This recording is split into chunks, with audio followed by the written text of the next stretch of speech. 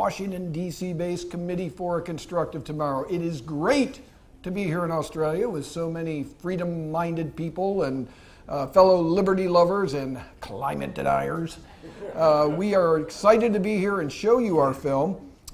It was made possible, and I want to first give a couple different thank yous. One's to Jim Simpson, of course, and Mike Elliott of the Climate Realists of 5Doc.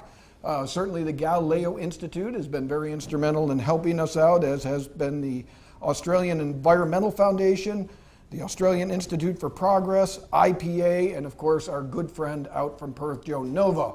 All these folks have welcomed us here, and we've just had a fantastic time, first in Melbourne, where we had a sellout down there showing this film. We also had a sellout in Brisbane just the other day, and it looks like we have a pretty packed house here. So I think this is probably news to some Greens out there. Looks like climate denialism is alive and well down under, huh? Outstanding. I do want to dedicate tonight to Bob Carter, and of course make this special for Ann and Jeremy Carter. We are honored that you are in the audience with us. We are big fans of Bob Carter. We brought him to Paris for the debut of this, our premiere of this film, which was greeted by a lot of protests and the like, which helped make it more popular in America. And Bob was wonderful. Just one of my special memories was as the police were clearing out all the protesters in that street in Paris, we had to wait a little while, so Bob and I, we bought a bottle of wine and had about a half hour to drink and catch up on things. It was wonderful. He's a down-to-earth person, kind, warm-hearted, and one of the great skeptics. And his loss is really something that we feel even to this day. But you will see him in our film. And he is a powerful speaker, and I think we just want to dedicate this to you. And thank you for the contribution, Ann, that your husband did, and just the courage that you've all had in sticking up for climate realism through the years. Thank you.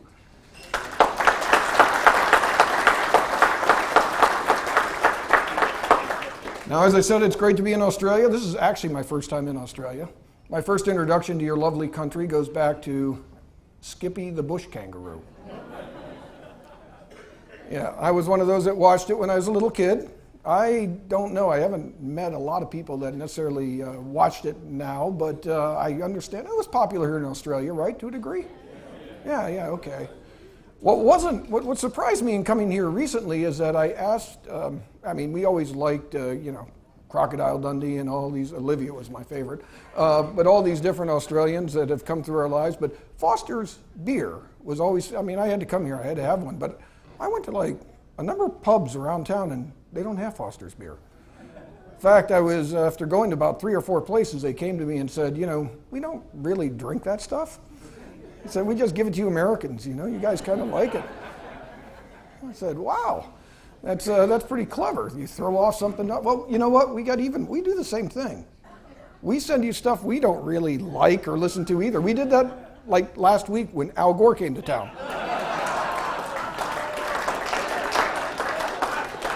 And Mark Morano and I had a chance to go and present him with a copy of this movie. Needless to say, he didn't want it. But you know what? He created quite a hoopla down here. Got a lot of media attention and other things. But we don't really take him serious in America because we know things about Al Gore that you don't.